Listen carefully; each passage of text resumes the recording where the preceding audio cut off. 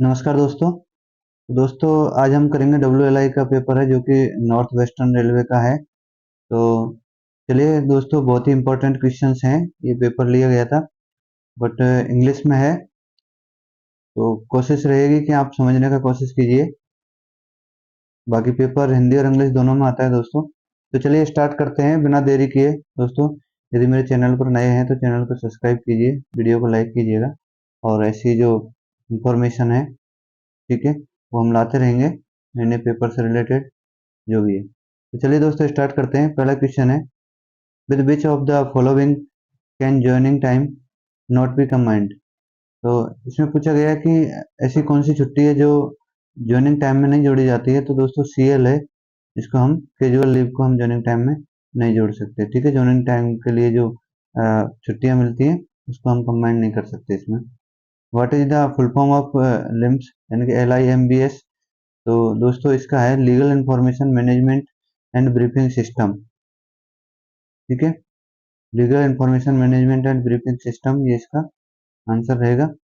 तो आंसर इसके बोर्ड द्वारा जो लिए गए हैं वो ये यहाँ पे हैं दोस्तों, इसलिए मैं आपको इंडिकेट करता रहूँगा क्योंकि ज़्यादा टाइम नहीं लगेगा दोस्तों। ठीक है, तो चलिए मैं आगे चलते हैं। Question number third next, what is the current rate of DA allowance being paid to the employ of the current government. तो अभी सेंट्रल गवर्नमेंट द्वारा अभी करंट में कौन सा है। तो दोस्तों अभी जो जब ये पेपर लिया गया था तब तो 50% था, लेकिन अभी 3% और बढ़ा दिया गया है। ठीक है, जुलाई का, तो ये 53% जो है हो चुका है दोस्तों, इसका आप ध्यान रखिएगा। ठीक है, अगला है नेक्स्ट, मैक्सिमम हाउ मेनी हाँ times the partial withdraw is the permissible under the entire service under the NPS। तो NPS पूरी सर्विस के दौरान NPS से आप किस प्रकार की आंशिक राशि जो है निकाल सकते हैं।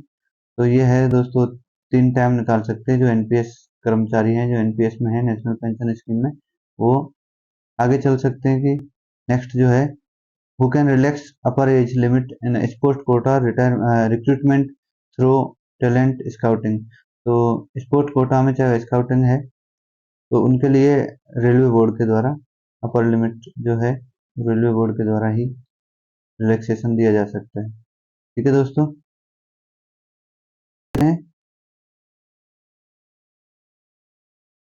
डिवीजन डिवीजन लेवल पर once in the two and 2 month 2 महीने में एक बार की जाती है दोस्तों। तो ये इसका सही आंसर है।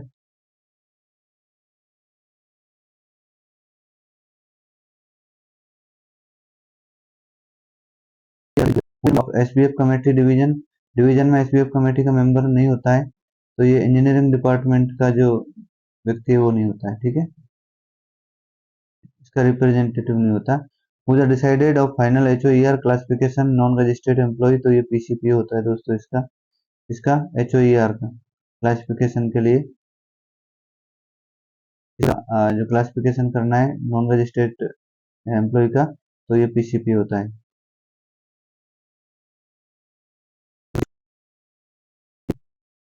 Personal officer. Which of these not a national holiday, इनमें से नेशनल हॉलीडे कौन सा नहीं है, ये पूछा गया है। तो 26 जनवरी 15 अगस्त होता ही है। दूसरा जो है 14 अप्रैल, ये नेशनल हॉलीडे में नहीं गिना जाता है, आप देख सकते हैं। ठीक है, ये एक रैंडमली संख्या दी गई है। Which of the following field are the available e master module of HRMS। HRMS के अंदर ई मास्टर मॉड्यूल के अंदर इनमें से कौन सा जो है अवेल करता है। तो देख सकते हैं gender, Aadhaar card detail, pan card detail, all of the above, ये सब चीज इसमें हम मेंशन कर सकते हैं। आगे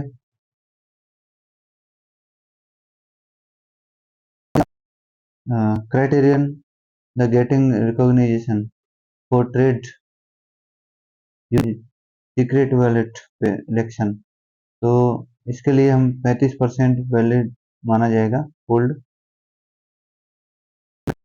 इलेक्शन जो है वैलिड माना जाएगा। चलिए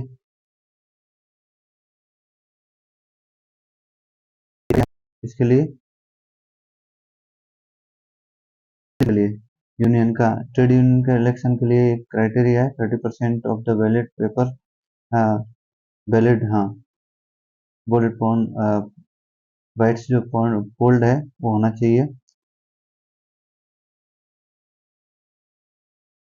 also hold the responsibility of, तो एसडीजीएम की क्या रिस्पॉन्सिबिलिटी होती है, ये होता है चीफ विजिलेंस ऑफिसर होता है।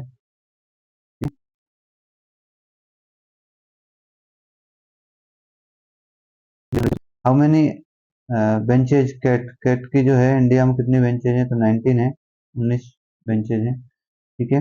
Which among the following is the not duty welfare inspector, इनमें से वेलफेयर इंस्पेक्टर की ड्यूटी कौन सी नहीं है, तो ये सारे H O E R register maintain करना है, ये inspecting field units and CGA inquiry, ये सब वेलफेयर इंस्पेक्टर के वर्क हैं। बट इनमें से नन ऑफ अबव, ये आंसर ठीक है। What is the full form from the PREM, PREM का फुल फॉर्म जो है ये देखो, participation of the railway employ in the management, management, participation of railway employ in management, ये इसका आंसर ठीक है। मास्टर सर्कुलर 16 इससे रिलेटेड है, तो दोस्तों ये सीजीए से रिलेटेड है, ठीक है। ये आ गए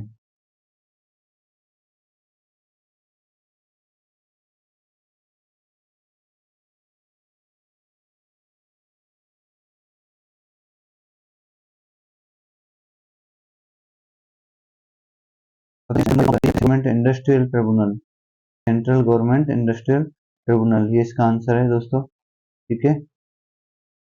क्वेश्चन है 18 है, उम्मीद कार्ड इज रिलेटेड, तो ये मेडिकल से रिलेटेड होता है उम्मीद कार्ड दोस्तों।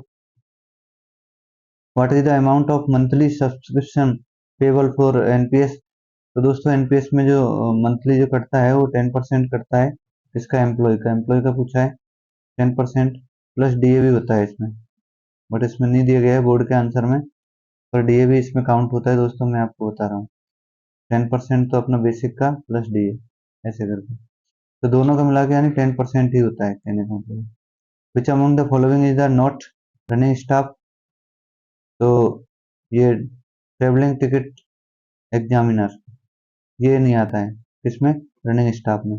बाकी गुड्स गार्ड है, लोको पायलट है, असिस्टेंट लोको पायलट है, सब आते हैं। When was the new pension system introduce in Indian railway, तो ये जो चालू किया था 1 जनवरी 2004 से ये स्टार्ट किया था दोस्तों, न्यू पेंशन एनपीएस जो लाया गया था उसके बारे में बात की है।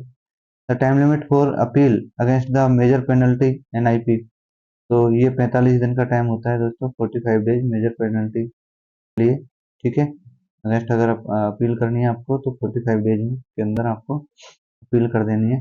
दूसरा है which of these any other kinds of leaves, अब यही आ गया कि ऐसी कौन सी लीव है जो किसी के साथ में मर्ज नहीं कर सकते, कैजुअल लीव है दोस्तों, सीएल जिसको बोलते हैं, जिसका फर्स्ट क्वेश्चन भी हमने पहले देखा था। चलिए दोस्तों आगे चलते हैं, तो आगे है the time limit of the attending minimum educational qualification after CGA granted, तो ये 2 साल है दोस्तों ये के लिए, ठीक है। कंपनसेशन ग्राउंड के लिए टाइम लिमिट जो है 2 साल का रखा है। Which among the following is the not A implementation module of HRMS, तो देखो ग्रीवेंस है, ट्रांसफर है, लीव है, ये सब है, तो नन ऑफ दीज इसका आंसर होगा ये, देखिए इसमें से ऐसा कोई भी नहीं है। Paternity leave should be availed in how many days of child birth, तो पैटर्निटी लीव जो है बेबी के बर्थ से 90 डेज के बाद में ली जा सकती है, ठीक है। वैसे 180 दिन है लेकिन 90 डेज के बीच में ली जा सकती है दोस्तों, इसमें जो ऑप्शन है उसके अनुसार 90 इसका ऑप्शन माना है।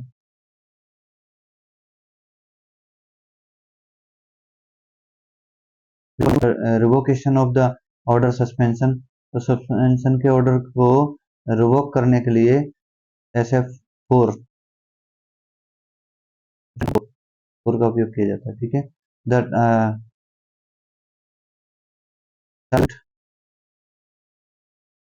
एक्सक्लूड, तो ये जो है कैजुअल लेबर, इसको नहीं किया जाता है, क्योंकि सब रेलवे सर्वेंट के अंदर आते हैं।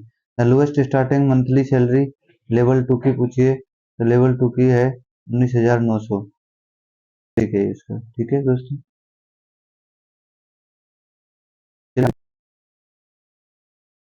दिक्कत नहीं आएगी। चलिए आगे चलते हैं हम। Which among these is not done on I pass, यानी कि इनमें से जो है आई पास में क्या नहीं कर सकते हैं, तो डी आर का जो है वो ऑप्शन आई पास में नहीं होता है। ठीक है, दूसरा है which among the these is not done H R M S, तो एच आर एम एस के अंदर ये सैलरी नहीं आती, बाकी सब होता है। ठीक है, taxable income of railway employ includes, तो ये जो है बेसिक पे होता है, टीए होता है, एचआरए होता है, ये सभी होते हैं। ठीक है, टैक्सेबल इनकम में सभी आता है दोस्तों, इसमें ऐसा है। नहीं आती है।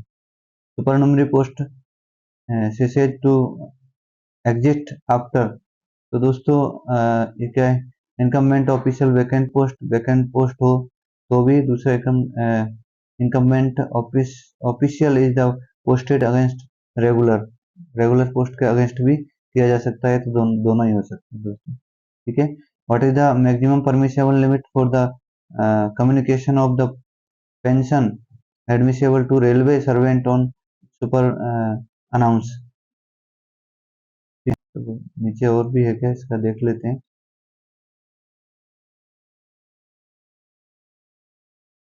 मैक्सिमम परमिसेबल लिमिट कम्यूटेशन की तो ये है 40% दोस्तों। ठीक है, 0.4 दिया है, उसको ध्यान दीजिए, 40% होता है। ठीक है,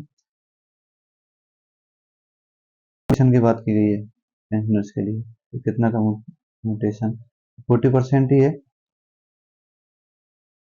चलो अगला क्वेश्चन जो है 35, who is the main responsibility of the preparing budget in Indian railway, तो बजट प्रिपेयर होता है तो सबसे ज़्यादा रिस्पॉन्सिबिलिटी जो होती है वो होती है इंजीनियरिंग डिपार्टमेंट की दोस्तों। निवारण पोर्टल इज अवेलेबल, तो निवारण पोर्टल जो है रेलवे एम्प्लॉय और रिटायर एम्प्लॉय दोनों के लिए है, ए और बी दोनों इसमें आंसर सही है। ठीक है दोस्तों, which among the following has no direct recruitment, तो ग्रुप बी में कोई डायरेक्ट रिक्रूटमेंट जो है नहीं होता है। A recognise trade union can announce a legal strike only as per the provision of the, तो किसके, तो इंडस्ट्रियल एक्ट डिस्प्यूट एक्ट जो है 1947 के तहत जो है ये लीगल किया गया है। आगे चल के देखते हैं, विच of the following factor need not include with assessing anticipated vacancies in the cadre, तो इसमें जो है जब भी किसी वैकेंसी पे फर्क पड़ता है, तो अगर आप फ्यूचर सुपर अनाउंस है या प्रमोशन है या एंटिसिपेटेड डिप्यूटेशन है, इन सब में इफेक्ट होता है, क्योंकि पोस्ट अकाउंट को होती है, बट म्यूचुअल ट्रांसफर में ऐसा नहीं होता है, उसमें कोई फर्क नहीं पड़ता है। तो म्यूचुअल ट्रांसफर में व्यक्ति की एम्प्लॉय की जगह एम्प्लॉय आता है। ठीक है, for the making official arrangement in order then the field unit the minimum duration of the vacancy should be, तो ये 45 दिन के अंदर होना चाहिए। ठीक है, चलिए दोस्तों 40 क्वेश्चन हो चुके हैं, फटाफट कर लेते हैं बिना देरी किए। क्वेश्चन हम करते हैं दोस्तों, 40वां क्वेश्चन जो है, हाँ, minimum service required for the voluntary retirement के लिए तो 20 साल की सर्विस होना बहुत जरूरी है। ठीक है दोस्तों, आगे चलते हैं। The break in the service of employ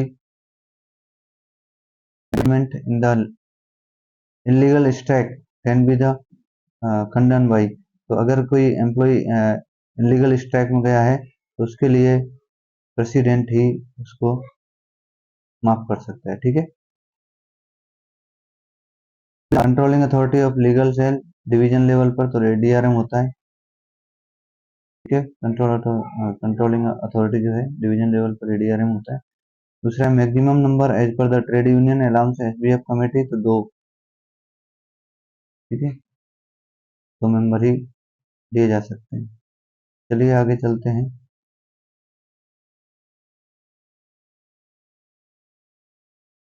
हाँ, following category of the worker as to work maximum number of hours during day, सबसे ज्यादा नंबर जो है ईआई वाले होते हैं, एसेंशियल इंटरमीडिएट। ठीक है, the maximum educational qualification for normal requirement PV 1 का जो है ये है 10 प्लस आईटीआई, ये आपका ये देख लीजिए 10 प्लस आईटीआई जो है रिक्वायरमेंट है PV1 के लिए, ठीक है। Which of these is a compulsory education from the substance allowances. तो आप देख सकते हैं हाउस रेंट जो है, क्योंकि LIC म्यूचुअल फंड ये गवर्नमेंट काटती नहीं है, ठीक है, कंपलसरी नहीं है, लेकिन ये तो आपका कटेगा ही। Which among the following not a post in railway. तो मेंबर स्टाफ की पोस्ट जो है अभी हटा दी गई है, बाकी और जो है कर दिए हैं मेंबर, ये मेंबर स्टाफ नहीं है, ठीक है। ये बोल रहा है कि रेलवे बोर्ड में कौन सा जो है हटा दिया गया, तो मेंबर ऑफ स्टाफ ही हटा दिया। Currently how cities are the classified for HRA के लिए XYZ जो है ये सिटी हैं जो ताकि सिटियों को इंडिकेट किया गया XYZ से। Under the 10% stake quota tech maintainer can be not switch to, तो ये पर्सनल डिपार्टमेंट के अंदर नहीं है, बाकी सब में इनको 10% दिया जाता है, ठीक है।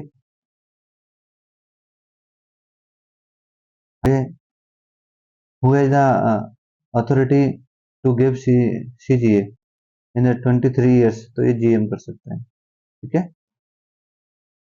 इज नॉट कहने का मतलब है कि अगर 23 ईयर्स का केस है, ठीक है, तो उसको GM ही सॉल्व कर सकता है, ठीक है।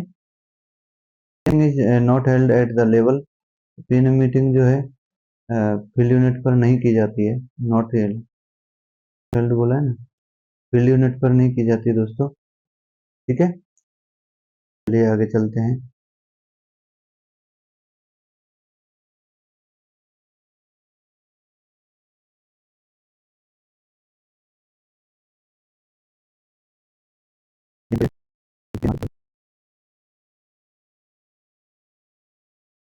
Required to the become eligible for the retirement, gratuity के लिए देखिए एलिजिबल होने के लिए 5 साल की सर्विस का होना जरूरी है ग्रेजुटी एलिजिबल के लिए। What is the full form from the DO, तो इसका होता है डेमी ऑफिशियल, ठीक है, ये है इसका।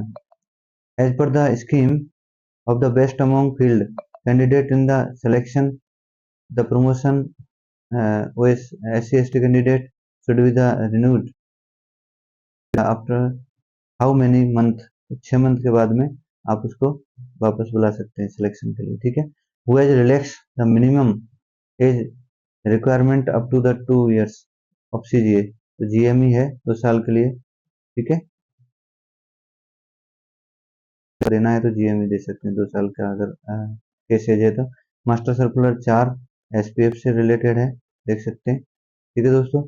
दूसरा है a railway employ who has classified the intensive should not be employ for no more, ठीक है। तो इंटेंसिव जो एम्प्लॉय हैं वो से ज़्यादा अपन कार्य नहीं करा सकते, तो ये 45 घंटे से ज़्यादा अपन कार्य नहीं ले सकते, ज़्यादा से ज़्यादा इतना ले सकते हैं। Type of the transfer can be railway servant lose his seniority, inter division में सीनियरिटी जो है लो हो जाती है। Maximum rebate in the income tax under section 80C for the recovery of NPS contribution, तो 2 लाख तक इसमें रिबेट जो है मिलती थी, ठीक है, और मिलती है अभी भी। NPS है, UPS अभी लागू होगा अगले साल से। मास्टर सर्कुलर 35 जो है रिटायरमेंट से रिलेटेड है दोस्तों।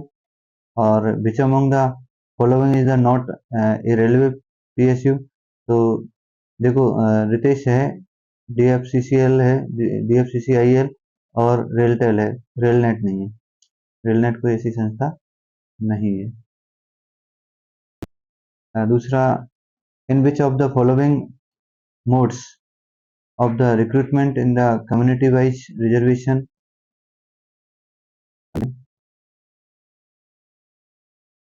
रिक्रूटमेंट बाई RRB द्वारा, ठीक है। अगर कोई भी रिक्रूटमेंट में छूट दी जाती है तो इसके द्वारा किया जाता है, ठीक है दोस्तों। तो चलिए आगे चलते हैं, 63 क्वेश्चन कर लिए हैं और कर लेते हैं। 63 के बाद में 64, the railway servant cannot be more than days of spell, तो 90 डेज के बाद, ठीक है, कितना 90 डेज।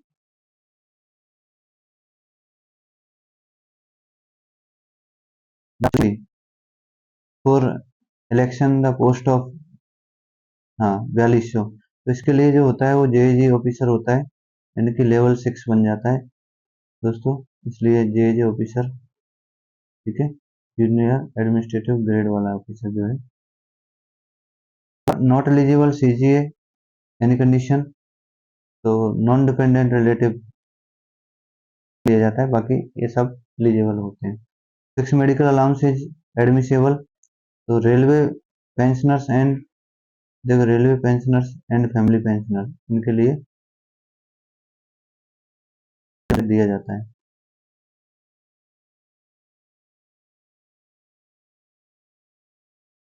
आगे चलते हैं दोस्तों। On request transfer from one division to another division, तो ये रिक्रूटमेंट ग्रेड पर होता है दोस्तों, ठीक है, से जो पोस्टें होती है रिक्रूट, उसी पे ही किया जाता है। What is the minimum educational qualification required for a widow of railway employ, तो इसके लिए दोस्तों कोई क्राइटेरिया नहीं है, अनपढ़ भी चलता है, तो नन ऑफ एबव, ठीक है, इनमें से कोई भी नहीं विडो के लिए। 20 नंबर क्वेश्चन है, what will be money value of the surrender post, तो इसकी होती है mean of plus DA, means pay plus DA, ठीक है। चलते हैं, minimum service required on the group D for the applying group C post unless specified otherwise is, दोस्तों 2 साल के अंदर, 2 साल में आप ग्रुप डी से ग्रुप सी में, charge sheet issue under the D R rules 1968, ठीक है, 1968, the list of the witness is to be the mention, तो अनेक्सर 4 में हम कर सकते हैं विटनेस की, ठीक है। What is the maximum number of the LHAP permissible to be the railway employ in one spell, एक में 24, यानी कि 1 साल, ठीक है।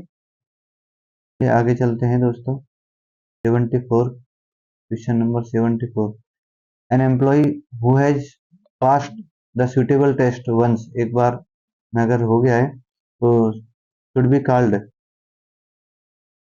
सेम टेस्ट अगेन, बुला सकते हैं क्या दोबारा उसको, if he is not promoted within, तो दोस्तों इसमें 6 महीने के बाद में दोबारा आप बुला सकते हैं, लेकिन इसमें ऑप्शन नहीं है, नन ऑफ एबोव।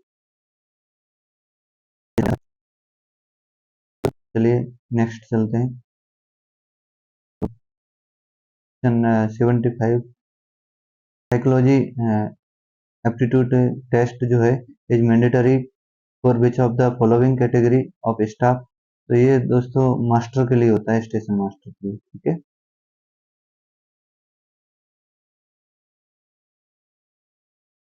क्लिक करता हूँ तो थोड़ा होता है, आप मैं कर्सर, खाली कर्सर रख दूंगा तो उससे आप समझ जाने का, क्योंकि बार बार इस तरीके की जो थोड़ी प्रॉब्लम आ रही है, मैं केवल कर्सर से पता चल जाएगा आपको। तो commission of railway safety is under the ministry, तो ये आता है मिनिस्ट्री ऑफ सिविल एविएशन, ठीक है, उड्डयन विभाग के अंदर आता है। हाउ मेनी एडिशन, ठीक है, कमिश्नर के बारे में पूछा है, रेलवे सेफ्टी के जो कमिश्नर है वो एवियन के, ministry of civil aviation avian.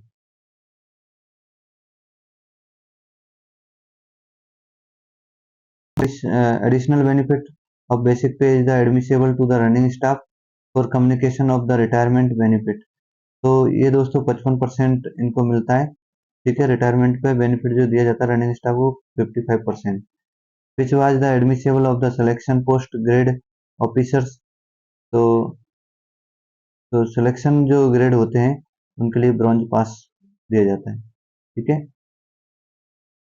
Leave up to 21 दिन, अगर 21 दिन के लिए लीव सेंक्शन करना है नॉन रजिस्ट्रेट ऑफिसर की, तो वो ब्रांच ऑफिसर कर सकता है दोस्तों, ब्रांच ऑफिसर इसका सही आंसर है। चलिए 80 नंबर देखते हैं क्या है।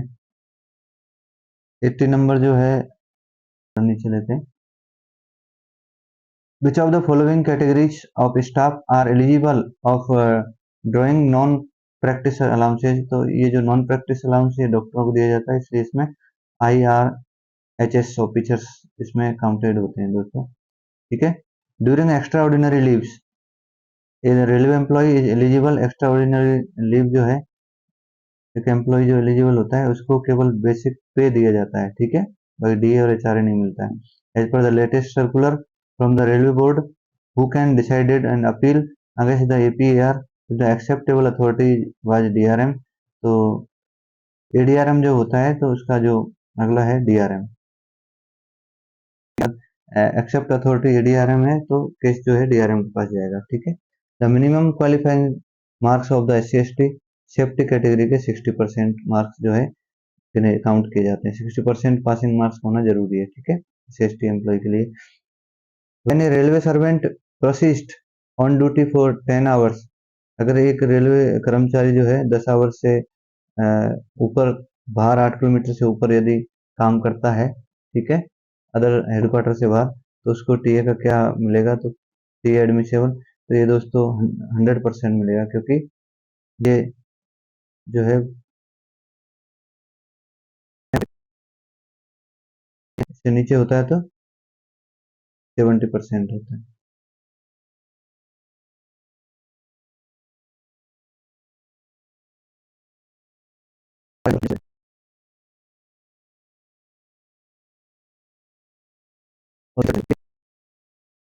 Quality of year ending privilege पास, तो दोस्तों इसकी 5 साल सॉरी 5 मंथ है, अभी 4 कर दी गई है। लेटर आए हैं, मैं उसको आपको पब्लिश कर दूंगा कि किस किस में चेंजेस हुए, क्या क्या हुआ है, वो सब जानकारी मैं आपको दूंगा दोस्तों, ठीक है।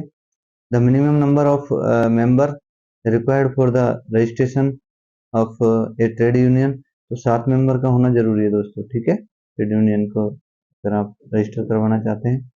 PNM meeting is held at the level of zone, तो ये जोन में जो होती है वो 3 महीने में एक बार होती है दोस्तों, ठीक है। Following item are not indicate in the last pay certificate, तो ये फैमिली डिक्लेरेशन, ठीक है, इसका ये answer family declaration.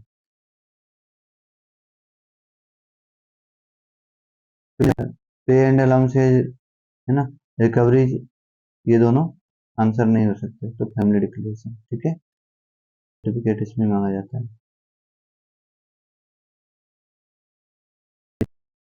Next question जो है, when a railway servant transferred administrative ground, अगर एडमिनिस्ट्रेटिव ग्राउंड पर ट्रांसफर किया जा रहा है तो स्टेशन विच मोर देन और 2000 किलोमीटर से दूर है, तो he is the entitle for the joining time, तो ज्वाइनिंग टाइम के लिए तो 15 दिन सही है, एकदम राइट आंसर 15 दिन, ठीक है। Who among the following is the not a member of PREM, PREM का मेंबर जो है रिकॉग्नाइज ट्रेड यूनियन ये नहीं होता, SC/ST एसोसिएशन का नहीं होता, और ओबीसी एसोसिएशन का भी नहीं होता, कोई भी नहीं होता, ठीक है। निवारण डेवलप, निवारण जो किया है वो क्रिस के द्वारा किया गया है दोस्तों। 91 क्वेश्चन का आंसर है CRIS. Who is the lowest competent authority in sign, ठीक है, वकालतनामा इन डिवीजन, डिवीजन में जो कंपिटेंट अथॉरिटी होता है वकालतनामा के लिए वो सीनियर स्केल का जो ऑफिसर्स होता है वो होता है, ठीक है, ये इसका आंसर है सीनियर स्केल, ठीक है। 92 का आंसर क्या है? Senior scale officer. As per the factories act 1948 canteen must be provided can be railway units having the list employ, तो 250 पे आप कैंटीन, जो अगर 250 एम्प्लॉय एक कारखाने में कार्य कर रहे हैं तो उनको एक कैंटीन की आवश्यकता है, ये रूल्स है, ठीक है, वेलफेयर फंड द्वारा कैंटीन खोली जा सकती है।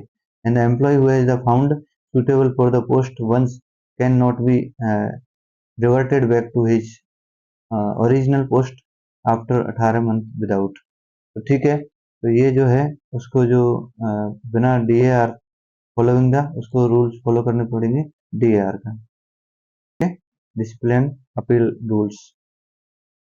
ये है 95 क्वेश्चन जो है हम करते हैं।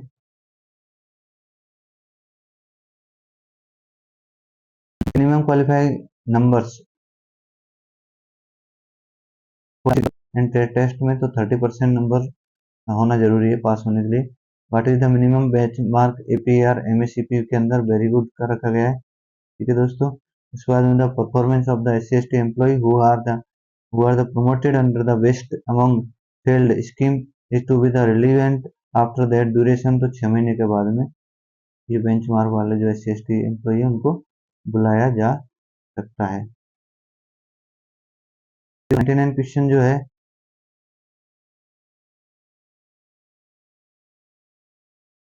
Composition of the railway board members issued 2009 से जो है चेंजेस किया गया है, मेंबर बनाए गए हैं। ठीक है, रेलवे बोर्ड में ये 2019, सॉरी 9 बोल दिया मैंने गलती से, 2019 से ये किया गया है। चलिए दोस्तों, under the RTI act in which the extent provided the information is not mandatory। तो कब मैंडेटरी नहीं होती है, तो देखिए ये क्वेश्चंस में क्वेश्चन नहीं पूछे जाते। दूसरा है कि कॉन्फिडेंशियल इंफॉर्मेशन नहीं दी जा सकती है, इंफॉर्मेशन विच नॉट जो इजिली इंफॉर्मेशन नहीं हो प्रोवाइड कराई जा सकती है, बाकी मैंडेटरी नहीं है वो, ये जरूरी नहीं। ठीक है,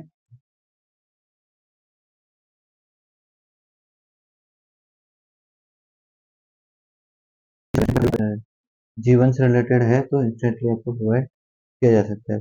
प्रत्येक वर्ष हिंदी दिवस कब मनाया जाता है, तो दोस्तों 14 सितंबर को प्रत्येक दिवस हिंदी दिवस मनाया जाता है। जो है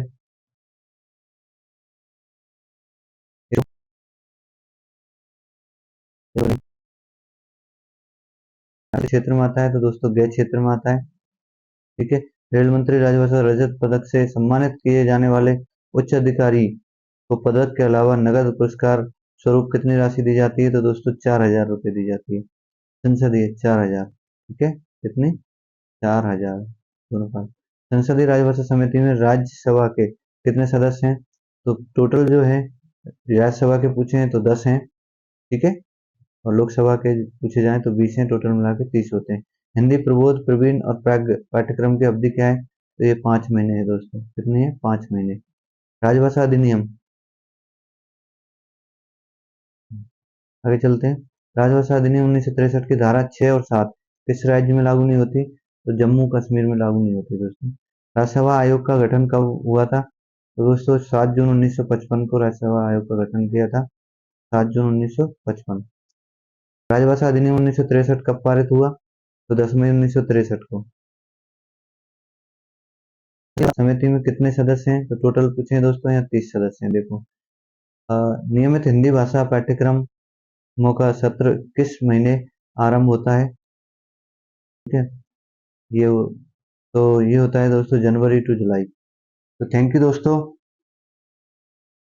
अगर जानकारी अच्छी लगी हो तो आप मेरे चैनल को लाइक कीजिए, सब्सक्राइब कीजिए, वीडियो को लाइक करें। ठीक है, और नेक्स्ट वीडियो में और हम क्वेश्चन करेंगे। थैंक यू दोस्तों।